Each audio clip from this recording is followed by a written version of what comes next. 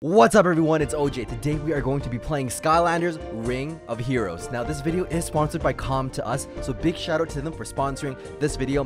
What is Skylanders Ring of Heroes? It's a turn-based RPG. Now this is my jam. I love RPGs. Now if you've never heard of Skylanders Ring of Heroes, I'm sure you've heard of Spyro. Alright, so let's go into our quest. I'm going to show you guys like a part of the gameplay for this. Looks like for quest 15 I need to complete level 2-1 to collect the rare swap scroll. We're in Misty Blog. Let's enter into the match. Now, you do have to make a composition in here. There are a lot of elemental options to this. The Misty Bog, obviously, is going to have a lot of water-based creatures. So what's going to counter the water? They're going to be weak against grass, and they're going to be weak against earth. So don't bring fire. Now that we know that, I'm not going to go with a fire hero. Let's put Spyro in there as well, and then let's get into the match real quick. I'm going to show you guys what everything is all about. It's kind of cool. So on the bottom there, you have the mana components. I'm at 6, 7, and there's a lot of cooldowns in there. Now, you don't want to go too crazy. You can see how I can do the Dragon's Fire, 80% chance to increase from defense. I'm gonna go there. I can crit hit with a poisonous sport. I'm gonna go with that. And then with the gear grind, I could use a giant gear to charge into the enemies and grant evasion for all of my allies. But we didn't need to do that. And then have Mind Toggle, splits a giant circular gear in two. Your crit goes down. Now I want to go a little bit more defensive, so we're gonna go there. We're gonna queue up those skills, and we're gonna destroy these to get our quest 15. So far, pretty good. I mean, I am really high level, and I do have really good runes for that. So let's queue up some of these spells. We're just gonna demolish it really quickly. Then go into round 3 for this final phase of this. Round 3, fight. Boom, boom, boom. Queue everything up, and we're good. Oh, and I get to use my summon. That's cute. I'm gonna use it for the last one. I didn't need to, but we're going to. As you can see with the cooldowns, you can prioritize what you want to buff, what you want to debuff. Whereas if you just hit autoplay, then it's just going to go for the next best thing. So there is a large component of strategy to this, which I really, really appreciate, especially for a turn-based RPG. It's really different. It's kind of weird to explain. So we got the quest reward. Nice, nice. I'm going to go and claim that. Like, it's turn-based, but it's also real-time. It's kind of cool how there is no speed factor in that. I'm going to collect that rare swamp reward. Ooh, 10 stealth elves. Okay, so we're on to quest number 16. There's a message from Master Eon that we need to check out the distorted dimensions now. Let's go to see what's up. Basically, the objective is to enter any elemental dungeon from the distorted dimensions once. Spyro is my man. I'm going to put him in there no matter what. And then I do like fire just because of that. I like my stealth elf. For my companion, I am definitely going to be putting my Chompy in there. Let's save that composition, and then let's start into this match to finish off the quest number 16. So for this, I can deal a Super Comet. It's going to deal damage. It's going to increase my attack for 1 turn. I'm going to go for that. Whereas the Fire Bark actually heals the lowest HP right now. I'm not in a hurry. No one's really hurt yet, and we're going to do the Poison Spores because that's going to cast poison for the next 3 turns. That's one of the first moves you want to do, and I definitely want to increase the defense. So I'm going to use Spyro's Dragon Fire right there, and then we're going to queue up again. We're going to use some heals. And I'm going to summon Chompy there. Chompy is cute. Look at him just take a lot of damage. You little troublemaker. Want to round 2. Pretty straightforward stuff. I'm going to start buffing up everything, and we are going to cast poison for the first time. I'm going to go for the Dragon's Fire because an 80% chance to increase my defense. That's super solid. You want to get your buffs up at the same time. You want to debuff your enemy. Right now, I'm going to go for the Fire Bark because that's going to heal up everyone. And then the Blade Slash isn't cooling down, so I'm going to queue that up right now. That's going to go in for the finishing attack. Pretty not bad for the Blade Slash. Very, very juicy kills. On to the last round with the boss, the Rune's Guardian. Okay. Here's where it gets real. And we're going to actually attack the mobs. We're going to focus fire on that. I'm going to use my Super Comet. And we're going to start using the poison early on. Now we use the Dragon Fire. We need to take that out. We need to take out the mobs right now because they're annoying support. All right. We're still focusing on the mob. Right now, I think I could do a Blade Slash onto that mob. And then we do need to heal up. So I'm going to use Fire Bark. Easy. Easy, right? So I'm going to poison the boss now. Just to focus on the boss, just in case, you know what I mean? We'll crit slash the boss. And now I really want to heal up. So we're going to queue that up. And then we're going to want to defense up because I'm getting scared. We gotta finish him off slowly but surely. Very close. Nobody's gonna die. Everybody's cool. Now I go for the sprint charge. I definitely want to use the Blade Slash again because it's a very, very strong skill with a lot of crit. And then I'm going to go up next for the Fire Bark. Just make sure everyone's alive because I'm floating a little bit lower, but I'm pretty confident we can finish this off without losing any of our heroes there.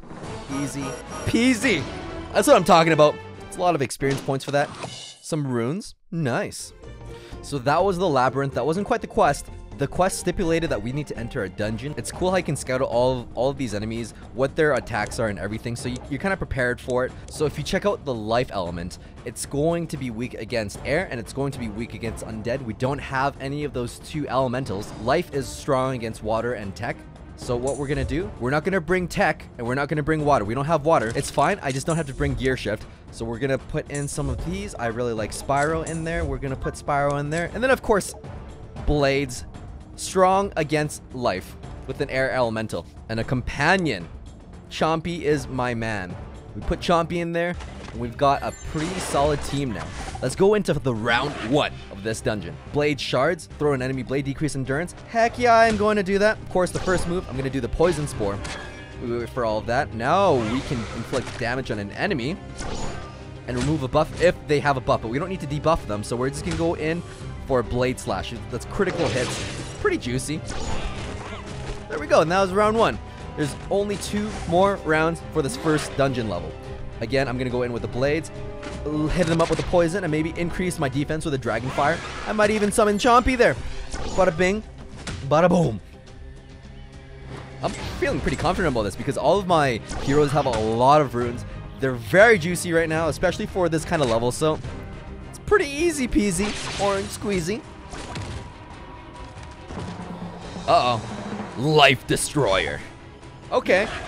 Good thing we don't have any life elementals. Go in there, and I'm going to go increase my defense. And poison for 3 turns. Heck yeah, I'm going to do that. 80% chance for keep up. Boom. Hits it. Easy. Now we go for the crit. Go in for the summon. Wing Slice removes a buff. I feel like we're gonna remove buff for good luck. I'm not even gonna go for the mob right now. We're going straight for the boss. Boom! Part 1 of this quest is now complete. Easy. Easy. We cleared the dungeon. Claim rewards. Oh yeah. 5 elixir. It's pretty juicy to level up. And you saw how every time I completed a dungeon or another level, then I would gain some experience for the heroes that survived. And of course, they all survived because I'm awesome. Let's say you do have an underleveled hero though, and you happen to have some potions, and you can just like feed them. Boom, just like that. More experience. Easy, right? I am out of potions, but it's really easy to farm in this game. Let's say I do need to farm some more stuff.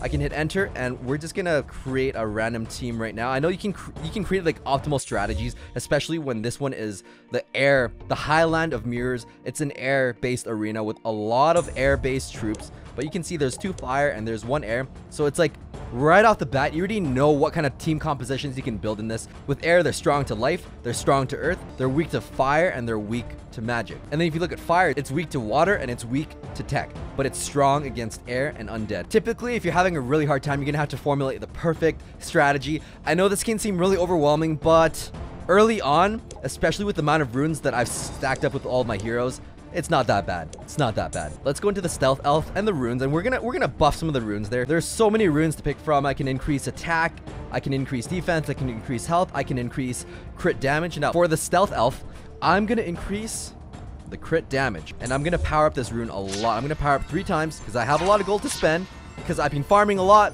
from all of these dungeons. 1 more power up, and it's gonna turn green. There we go. I think we can power this up again. The stealth elf is actually really versatile. It's one of the earlier heroes that I got, and it is a tier 3 hero, which is really good, especially for like a starting hero. I'm gonna power that rune up 1 more time, 3 more times actually. It's really cool because there is a huge community. There are huge resources online too, where everyone was telling me that the crit stat on the stealth elf is really good. Increasing crit rate, increasing defense, and increasing attack on this elf is always going to be worth it. So basically, this +9 strike rune that I leveled up, it's got +1% health, +1% defense, effective res +1, and attack, and 14% crit. That's going to be super useful, especially because if you look at Blade Slash, slashes an enemy twice, a rampage which attacks all enemies will be activated with a bonus hit when the crit lands. So because of this very skill, you're going to want to increase your crit as much as you can. A lot of resources are telling me that good rune sets for stealth elves are going to be strike and fatal. I have 1 strike, and as you can see, if you have a set of 4 strike runes, attack is plus 25%. I put down whatever runes I had at the time when I first started out this game really early on, and I just ended up putting 3 energy runes just because that was all I had. But for plus 10% health, just for having a set of 2 or more on my hero was really worth it. So I don't really need to worry about these runes early on, so we're just gonna hop into battle really quickly. I'm feeling a little bit more confident now that she's got 14% strike. We're going straight for the crit, and then Spyro's gonna go for the dragon fire, and we've got the blade shards. Decreases the enemy's endurance. Heck yeah. Chompy's cooldown is coming in 14 seconds. I like this. Again, I'm going for the crits. I'm feeling crit hungry right now, and we go for the sprint charge. It's cheap, it's effective because I've been using Blade Slash, which costs 4, so we're gonna lower the cost by using less expensive things, especially because you have to be really mindful of the mana components on here. You only regen so much at a time. So we go in, and we destroy everything. My hero, no, just barely. Round 2, fight. Can I do this with just 2? I think I can. Oh dear. We're on round 2, and we just beat that with only 2 heroes. We didn't really lose much. We're pretty good. Round 3 now. This is where everything's gonna shine. We go in for the dragon fire, increase our defense. We go in for the blade slash because there are 3 heroes. I love it when I hit the crit. Hits all of them, splashes all of them. That's where the value is. I'm gonna summon Chompy now, and that's pretty good. I'm gonna use Chompy's ability, and then we're gonna go in for Spyro's sprint charge. Dragon fire to increase that defense. I'm pretty sure we can take this out for round 3. I did get a little scared though, when my 3rd hero died, but no big deal because we're just gonna blast through this real quick. We're almost there. We're winning this match. We're winning this match because I didn't get hard countered. I know that they've got life. Uh-oh. It's kind of close. It's kind of close. I need a crit. There we go. Going for the dragon fire. No biggie. I still have Spyro, my man Spyro. Alright, you know what this tells me is that it's way too close. Way too freaking close. We did get 2 stars. They did all get experience. They all leveled up. Everyone got stronger. We're all happy. Let's check out this crate. We've got some pretty good stuff. I'm actually going to exit. I'm going to go back to town, and let's see what's going on. That was a bit of a close call, and I was saying earlier how I just put the energy runes, but now that I'm collecting more, I'm going to start farming up more runes, and with that, I'm going to actually use the proper sets for the right heroes. Alright, so that's basically the gist of this. So this is really, really different from other turn-based RPGs. It's, like I was saying earlier, it doesn't even feel like it's turn-based because of how the mana components have in this and how you have to react accordingly and counter and buff, debuff. There's a lot of depth in this, and it's really cool. I definitely recommend this game. If you want to check it out, it is going to be available for download on Android, iOS, whatever. Check the link in the description down below. Again, huge shout out to Com to Us for sponsoring this video, for making Skylanders Ring of Heroes a possibility. Thanks for watching.